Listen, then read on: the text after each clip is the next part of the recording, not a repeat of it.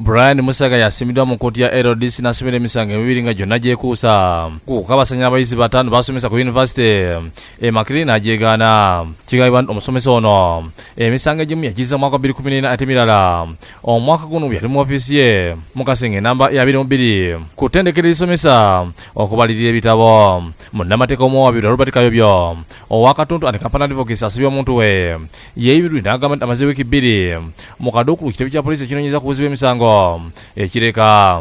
Oludda olwabiri lukulembeddwamu Florence Birungi lutegeezezza nti bakyanoonyereza ku musango guno. Omulamuzi akkiriza omusomesa ono okweyimirirwa ku bukadde butaano ezitali za bululu n'okuleka paasipooti ye mu kkooti.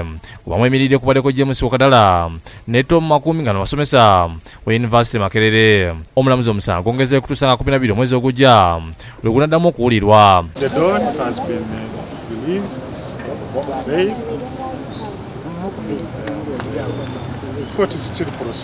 Judith Nalugwa yakusakidde eggulu eno lwa Bukedde TV.